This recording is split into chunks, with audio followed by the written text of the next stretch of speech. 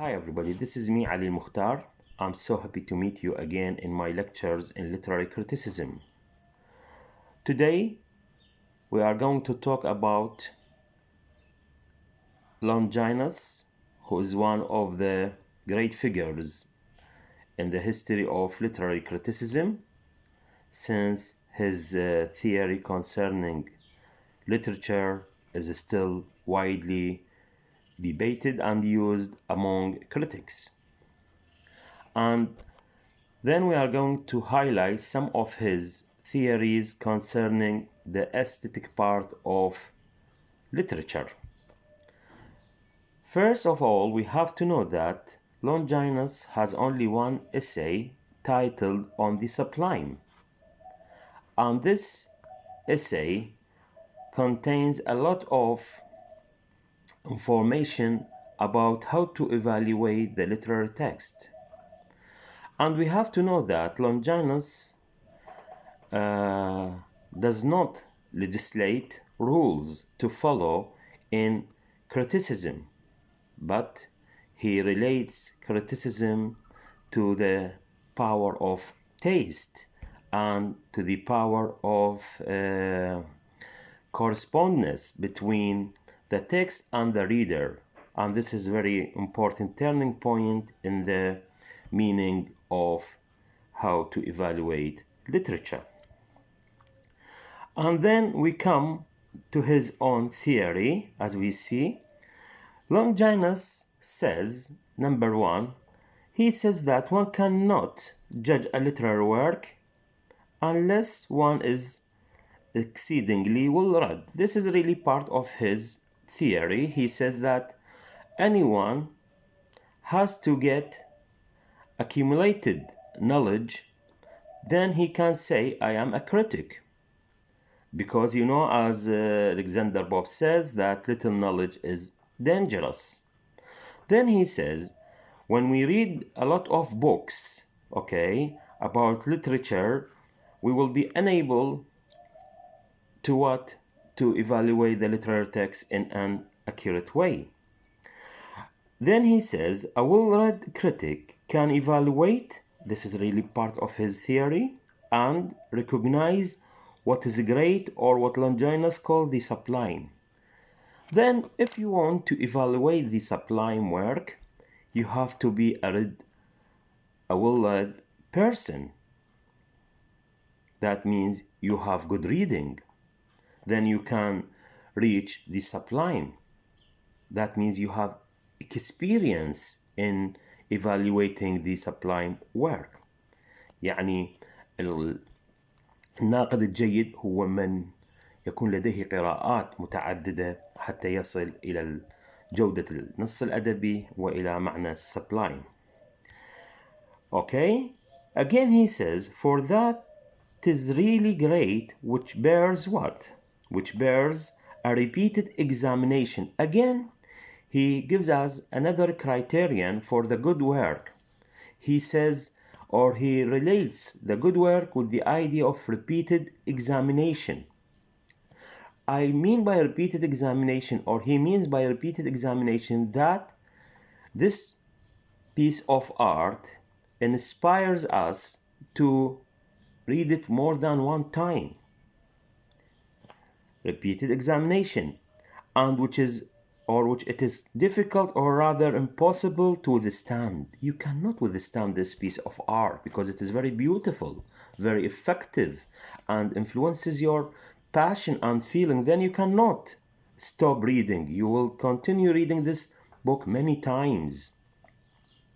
This is really one of the main criteria of what is called the classic. How we can know this piece of art is a classic. It is a classic. I mean by classic, رائع من روائع الأدب العالمي.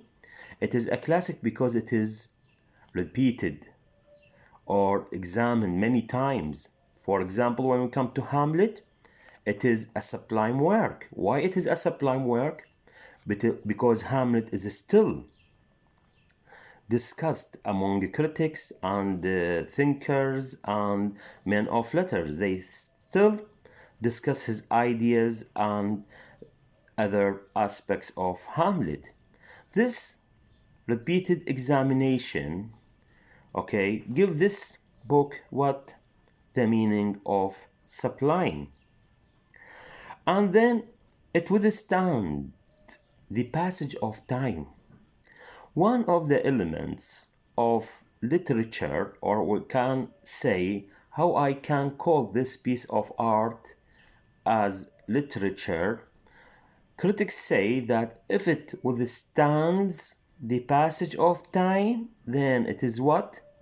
It is literature. It is called literature. Then they call it test of time, اختبار الزمن. العمل الأدبي كل ما يتقادم بالزمن كل ما يصبح جميل. إذن Longinus gives us this, let me say, rule how to consider literature as literature rather than other types of writing when it withstands the passage of time. لذلك عندنا الأعمال أدبية قديمة جدا، لكن لحد الآن هي تعتبر من روائع الأدب العالمي.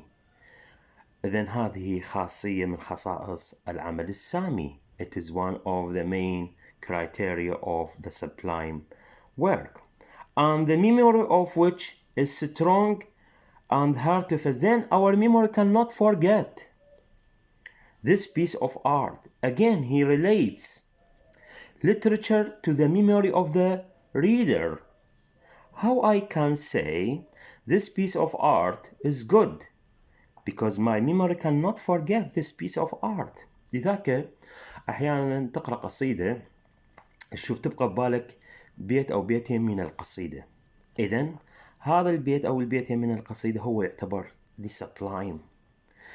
Again, I want to say that Longinus is not concerned with the whole passage, with certain parts of the passage. يعني ما تجي لديوان نزار قباني راح تلقى بيه قصائد كثيرة، لكن not all these poems can affect you in the same way. They are different from one to another.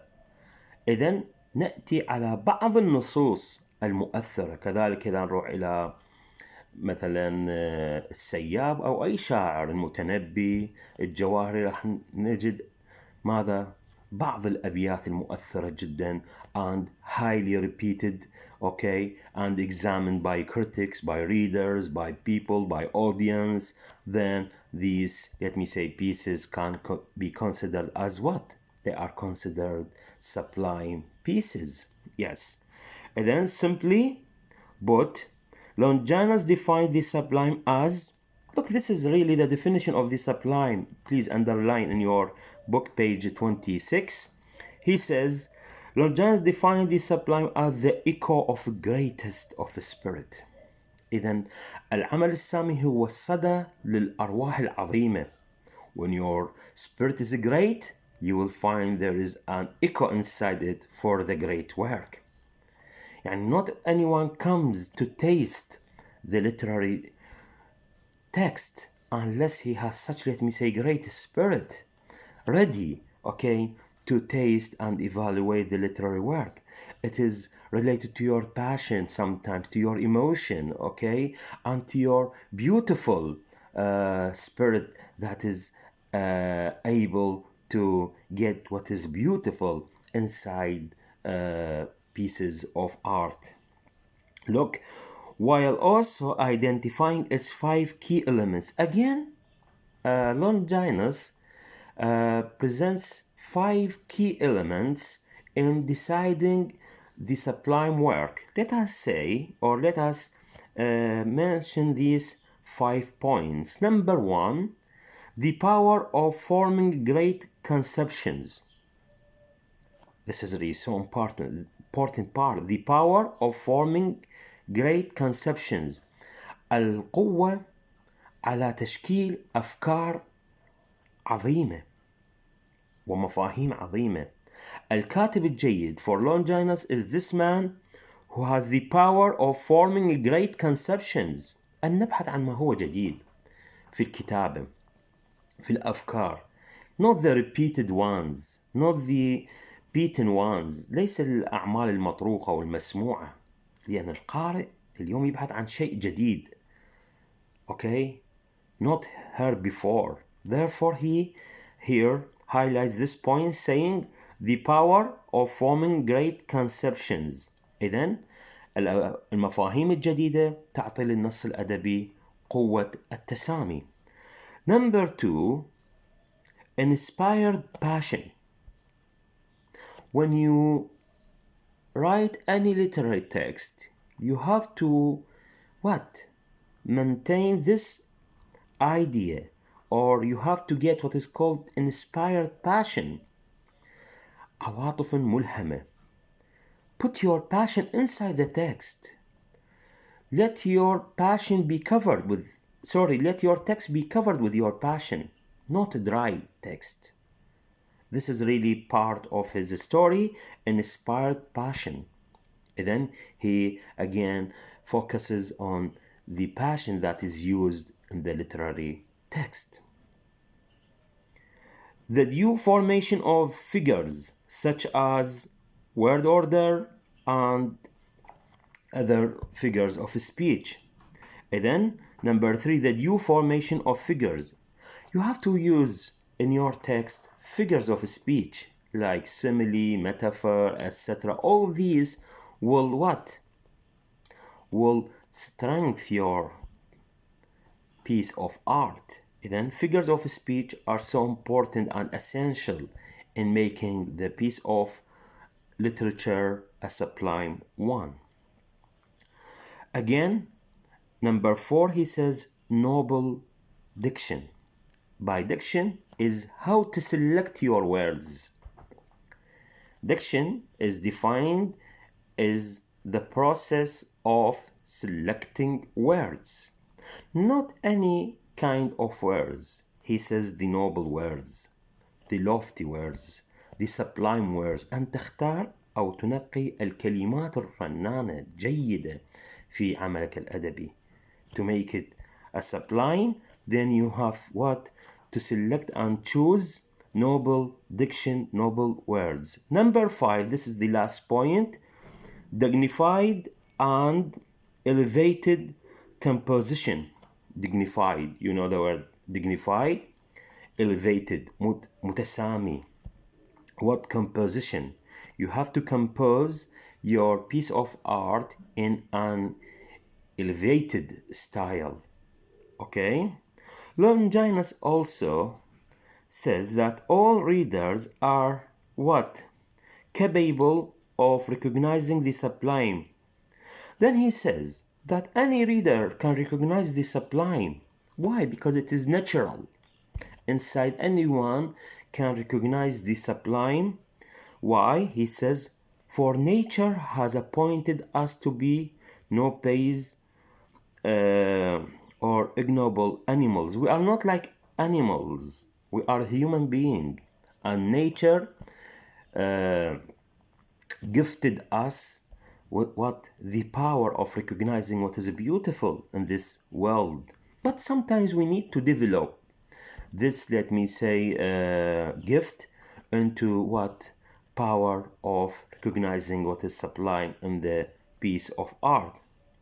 He says, for she means nature, الطبيعة, puts inside our souls the unconquerable love of whatever is elevated. Man by his nature is a seeker of beauty. There is inside him tendency to love what is beautiful in this world. إذا بداخلنا كل إنسان بداخله غريزة البحث عن الجمال، جمال الأشياء.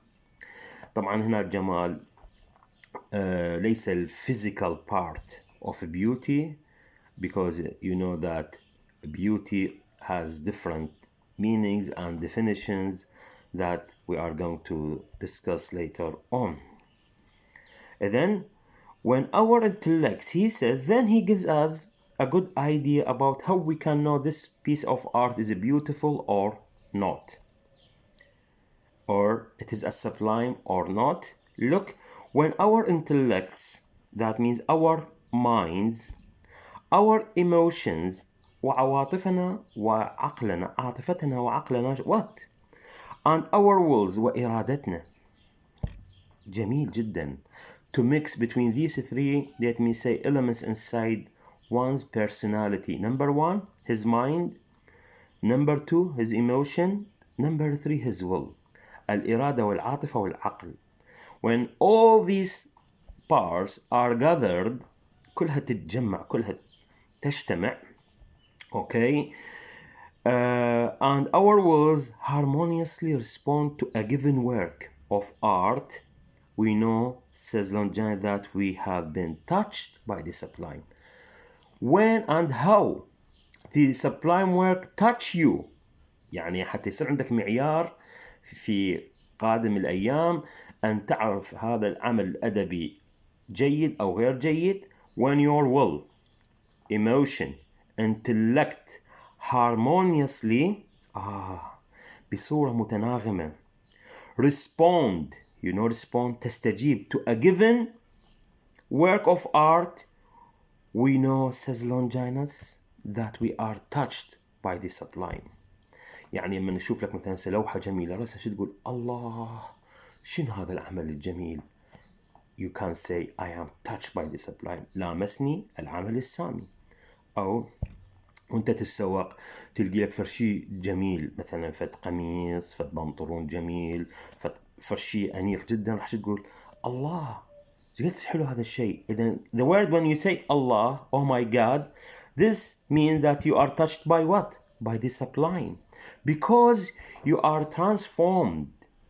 In other, let me say, books, they say the sublime is the process of transformation. هي عملية تحول from one state of mind to another.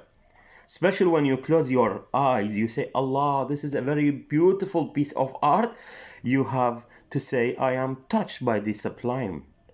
Then, the sublime work, the sublime piece of art has such power to what?